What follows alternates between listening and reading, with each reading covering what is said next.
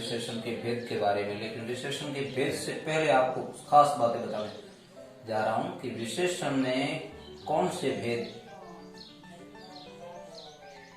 परिभाषा हमने पढ़ ली है, लेकिन इस विशेषण के भेद के बारे में जैसे अब देखिए, वैसे देखा जाए तो विशेषण में विशेष्य, विशेष्य, विशेषक, विशेषक और उसके बाद में इसके साथ में आता है प्रविशेषण।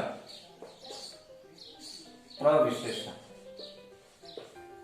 तो जानते हैं कि जैसे विशेष्य कौन होता है, जिसकी विशेषता बताई जाती है। विशेष और विशेषक, विशेषक यानी जो शब्द इसके लिए यूज होते हैं। प्रविशेषण जो विशेषण की भी विशेषता बताते हैं। इन तीनों शब्दों के ऊपर मिल करके ये बनता है आपके विशेषण। अब इसके बारे में मैं आपको बता दूं कि विशेषण के भेद वैसे बहुत जगह 4 आते हैं, लेकिन ये वास्तव में होते हैं 5 भेद है। विशेषण के 5 भेद। तो देखिए दोस्तों, ये विशेषण के 5 भेद कैसे। पहला, गुणवाचक। गुणवाचक विशेषण। देखिए, गुणवाचक विशेषण है। दूसरा है संख्यावाचक विशेषण। संख्यावाचक विशेषण।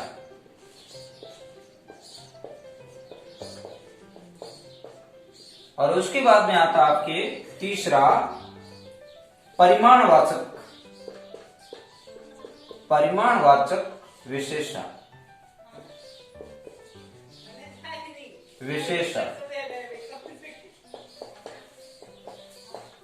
और उसके बाद में आता आपके चौथे नंबर, परिमाणवाचक विशेषण के बाद चौथे नंबर आता आपके संकेतवाचक। संकेतवाचक। संकेतवाचक विशेषण। संकेतवाचक विशेषण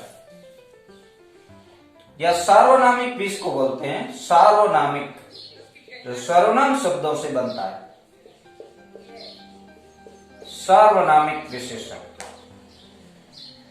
सार्वनामिक विशेषण। और पांचवा आता है व्यक्तिवाचक विशेषण। व्यक्तिवाचक विशेषण। व्यक्तिवाचक विशेषण। अब इन विशेषणों के बाद में हम आपसे बात करने जा रहे हैं आज विशेष कि गुणवाचक विशेषण किस रूप में होता है। तो देखिए,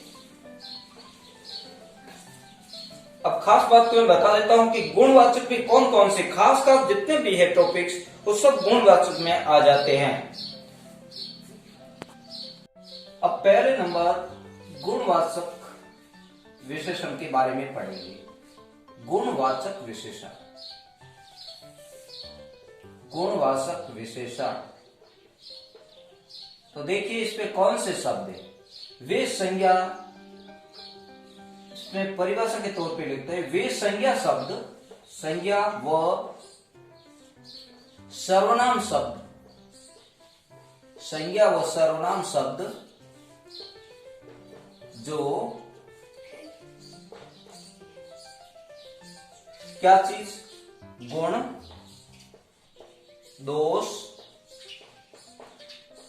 रंग, रूप, आकार या दशा का बोध कराते हैं। दशा का बोध कराते हैं।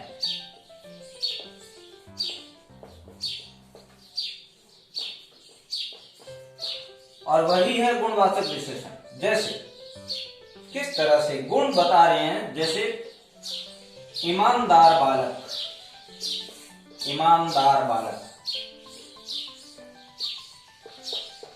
अब बालक की विशेषता है यहाँ, खास बड़े बड़े जितने भी आते सब इसमें आ जाएगी। दूसरा, दोष, जैसे बेईमान बालक, बेईमान बालक, बेईमान बालक।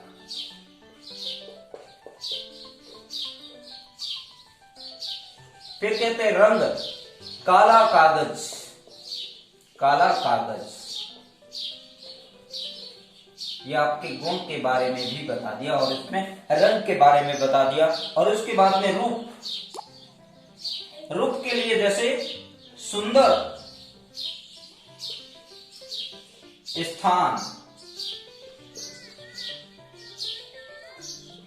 और उसके बाद में आकार, मोटा आदमी,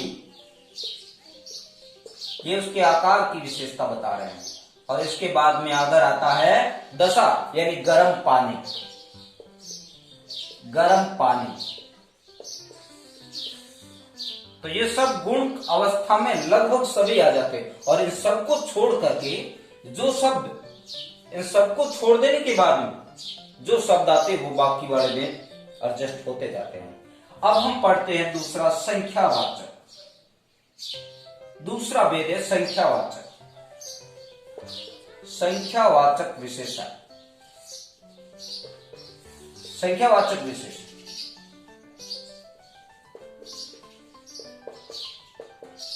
तो देखिए संख्यावाचक विशेषण में क्या खास है। तो संख्यावाचक विशेषण के अंदर हम देखते हैं इसमें भी दो भेद है, निश्चित और अनिश्चित। पहला निश्चित संख्यावाचक, निश्चित संख्यावाचक।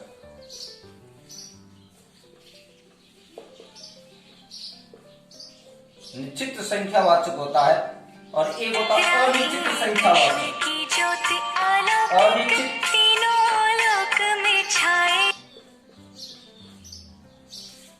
संख्यावाचक। राधे कृष्ण की ज्योति अलौकिक तीनों।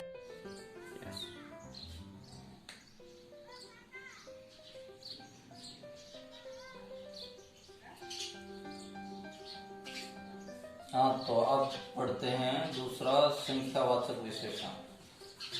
तो संख्यावाचक विशेषण के अंदर संख्यावाचक विशेषण,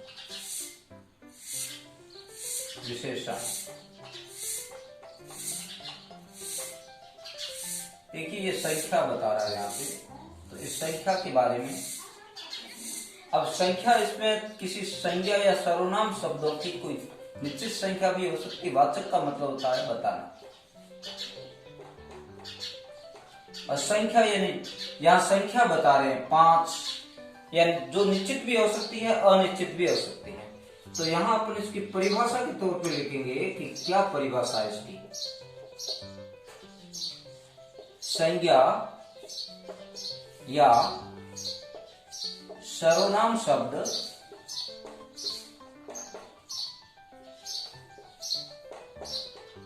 या शब्दों की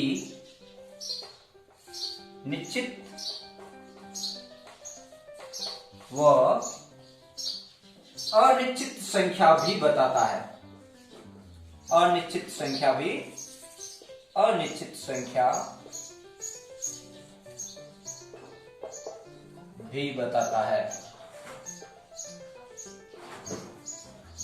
तो उसे हम कहेंगे क्या, संख्यावाचक विशेषण। अब देखो यहां पे आता है कि जैसे 5 आदमी, 5 आदमी। अब यहां पता लग रहा है कि आदमी 5 है, संख्या का बोध हो रहा है। लेकिन इसी जगह अगर कुछ आदमी, अब पता नहीं कितने आदमी है, इसके बारे में कुछ पता नहीं है, तो यहाँ अनिश्चितता का बोध हो रहा है। संख्या में अनिश्चितता का बोध हो रहा है और यहाँ निश्चित है। तो इसके अंदर भी दो भेद आ गए हैं। पहला होता है निश्चित संख्यावाचक, निश्चित संख्यावाचक, निश्चित संख्यावाचक, और एक होता है अनिश्चित संख्यावाचक। दूसरा होता है अनिश्चित,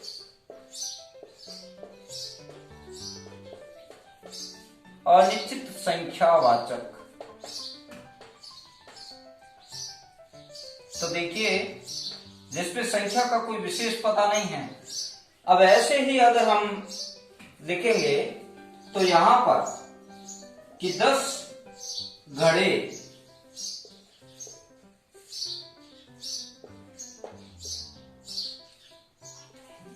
5 बालक,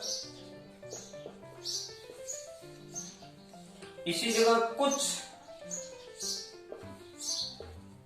बच्चे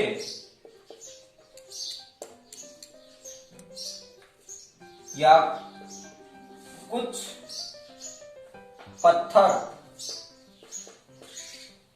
ये देखिए गिनती में आते हैं कुछ। इसमें संख्यावाचक में भी देखा जाए तो कुछ होते हैं काउंटेबल, यानी गिनती, जिसकी गिनती होती है 1 2 3 4 5 इस तरह से, और कुछ होते हैं ऐसे जो कहलाते हैं आवर्ती वाले, जैसे 2 से 2 के बाद 4, 4 के बाद 6, 6 के बाद 8 इस तरह से आते हैं। और कुछ आते हैं दुगुना तिगुना चौगुना, ऐसे 5 गुणे। अगर ऐसे भी आते हैं तो भी वो इसी के अंदर आएंगे, इस टारगेट के अंदर। अब तो संख्यावाचक विशेषण के बारे में विशेष तौर से देखेंगे तो जब कभी भी देखें उसमें संख्या अगर आगे आ रखी है या कुछ शब्द आ रखा है तो आप सीधा सीधा अर्थ लगाइए कि आपका संख्यावाचक विशेषण ही होगा। और विशेषकर इसकी पहचान एक ही है, और वो पहचान ये है कि पहले संख्या को देखिए, बालक को आदमी हो या वस्तुएं हो या पेड़ पौधे हो, कुछ भी हो। लेकिन जब आप संख्या के यहाँ 10, 5, 17, 18 जो भी आ रखे हैं ऐसे आते हैं, तब तो निश्चितवाचक में आ जाएंगे। और अनिश्चितवाचक में तभी आएंगे जब कुछ ऐसे लिखे होते हैं। तो ये भी आपको पहचान करने में जरा भी कोई दिक्कत नहीं आएगी। आप अच्छी तरह से जब इसको पहचान लेंगे। और उसके बाद में आता है एक परिमाणवाचक। अब यहाँ पर एक झमेला खड़ा होता है, परिमाण और परिणाम। बहुत सारे बच्चे इस गलती को बार बार दोहराते हैं।